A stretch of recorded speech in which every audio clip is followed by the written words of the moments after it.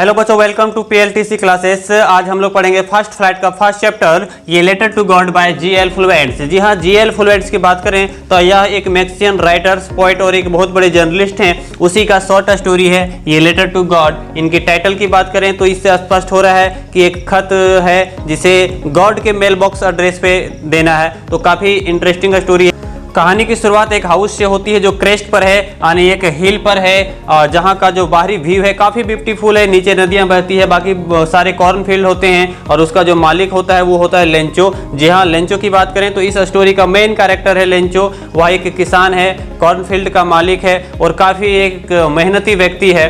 वह उनके फसल जो है काफ़ी बेहतर तरीके से हो रहे थे। उन्हें उम्मीद था कि इस बार काफ़ी बेहतर फसल होगी, बस ज़रूरत थी तो थोड़े बहुत रिमझिम वर्षा की। सो एक दिन वह अपने खेत पर खड़ा होकर के आसमान की ओर देखता है और उसे उम्मीद हो जाती है कि अब आज जो है थोड़ी बहुत अच्छी वर्षा हो सकती है। उसकी पत्नी जो घर में खाना बना रही थी वो भी बोलती एस इफ गॉड विलिंग, यानी कि ठीक है, यदि भगवान ने चाहा तो अवश्य अच्छी वर्षा होगी। उनके बेटों की बात करें तो एल्डर्स सन्स जो थे वो घर के बाहर खेला करते थे और वर्ल्डर सन जो थे वो खेतों में काम करते थे। वह जैसे ही खाना खाने के लिए घुसा, उन्हें आभास हुआ कि थोड़ी बहुत वर्षा आज जरूर होगी और वह काफ़ी खुश होकर के बोला कि पता है ये जो थोड़ी थोड़ी वर्षा होने की संभावना है, ये जो बड़े बूंद हैं हमारे लिए 10 पेसोस हैं और जो छोटे बूंद हैं ये हमारे लिए 5 पेसोस हैं। यानी उनका मानना था कि आज पैसों की बारिश होगी as a form of rain, यानी कि आज वर्षा नहीं, समझो कि पैसे की बारिश होगी। अब इनके बातों से हम लोग यह समझ में आता है कि यहाँ पर रेन की काफ़ी ज़्यादा आवश्यकता थी। परंतु देखते ही देखते मौसम धीरे धीरे खराब होने लगा, तेज हवाएं चलने लगी। तो लेंचो को अब यह आभास होने लगा कि वर्षा होने के साथ साथ आज कुछ ऐसी भी ओले गिरने की संभावना है या फिर तेज तूफान चलने की संभावना है जो हमारे फसलों के लिए बेहतर नहीं है। और देखते देखते फिर वही हुआ, तेज आंधियाँ चलने लगी, तेज तूफानें चलने लगी और हेल स्टोन जो है वो गिरने लगा और यह हेल स्टोन काफ़ी तेज गति से गिरने लगा। एक और लेंचो जहाँ पर नाराज था इस हेल स्टोन से, क्योंकि उसे पता था कि यह हेल स्टोन जो है हमारे फसलों को पूरी तरीके से बर्बाद कर देगा। वहीं पर दूसरे और उनके जो बच्चे थे वो काफ़ी खुश थे। यहाँ पर बच्चों बुक्स में आपको यूज किया गया है हेल स्टोन के बारे में, द फ्रोजन पर्ल, यानी वह मोतियों की तरह दिख रहा था। तो बच्चे होते हैं, उसे क्या पता उससे क्या होने वाला है। मोती जैसे दिख रहे थे तो वह चुनने के लिए जा रहा था और दूसरी ओर वहाँ पर लेंचो होप कर रहा था कि यह जो हेल स्टोन है वो जल्द से समाप्त हो जाए, परंतु ऐसा नहीं हुआ और लगातार 1 घंटे तक हेल स्टोन काफ़ी चलते ही रहा और देखते ही देखते पेड़ के सारे पत्ते झड़ गए। जो क्रॉन्स थे उस पर जो फूल लगे थे फसल में वो भी पूरी तरीके से झड़ गए और उसका जो फील्ड था वो पूरी तरीके से मानो कि वाइट साल्ट की चादर बिछ गई है, एक लेयर बन गई है। इस तरह से वो काफ़ी नाराज हो गया और उसका सॉल जो है वो बिल्कुल सैडनेस से भर गया। तो वह काफ़ी नाराज था और इस बार वो बहुत ही उदास मन से अपने बच्चों को बोलता है, ये तो लोकेटस, यानी कि जो खतरनाक इंसेक्ट्स होते हैं जो समूह में आते हैं वो भी इतने नुकसान नहीं करते जितना कि इस वायरस की वजह से हो गया। तो सारे लोग जो है नाराज थे।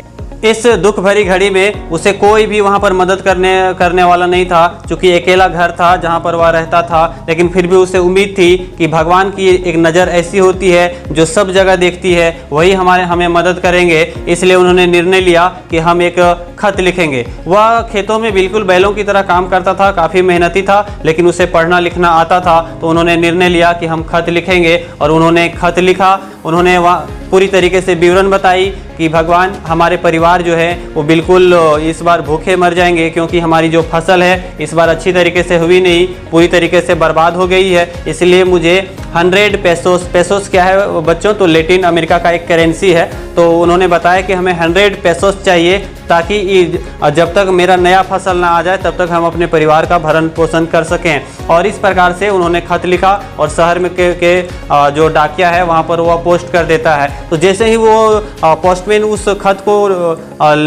देखता है तो वहाँ लिखा हुआ रहता है ये लेटर टू गॉड। तो वह काफ़ी हंसने लगता है। थोड़ा मोटा व्यक्ति रहता है लेकिन वह हंसमुख व्यक्ति रहता है, काफ़ी गुड नेचर का व्यक्ति रहता है। तो उन्होंने कुछ देर तो हंसा लेकिन वह जल्द ही सीरियस हो गया, क्योंकि उसे लगा कि जरूर जो है इस किसान का जो विश्वास है वो भगवान पे बहुत ज़्यादा होगा। तो उन्होंने जैसे ही उस खत को खोल करके देखा तो उन्होंने देखा कि किसान भी मुसीबत में है और उसका ये विश्वास इतना प्रगट था कि जिन्होंने भगवान को खत लिखने पर मजबूर किया।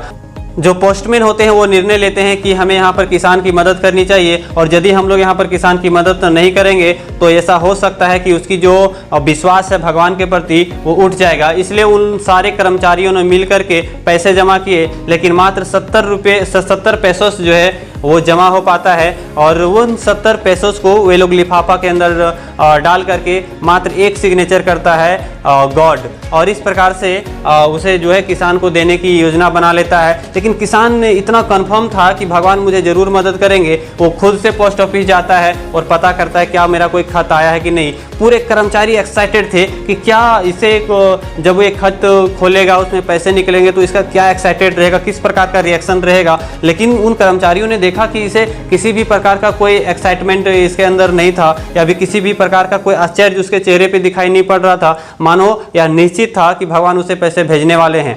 परंतु जब उन्होंने उस वहाँ पर पैसे खोल करके गिन करके देखा तो मात्र वहाँ 70 पैसे थे, तो इससे वह काफ़ी नाराज़ हो गया, और इस नाराज़गी के वजह से उन्होंने फिर से निर्णय लिया कि मुझे फिर से खत लिखना है।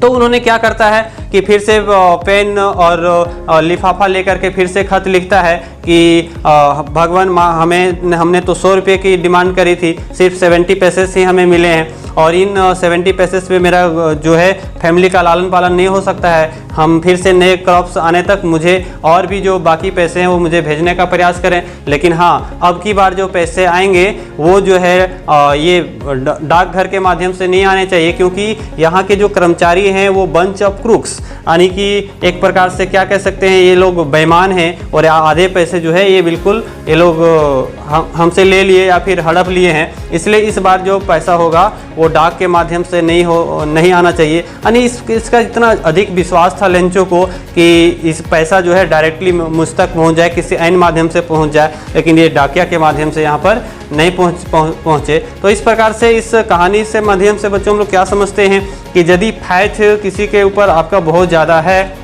तो आपकी मनोकामना जो है किसी न किसी तरीके से नेचर करे या फिर कोई ह्यूमन एक्टिविटीज़ के माध्यम से हो, लेकिन होता ज़रूर है। तो थैंक यू।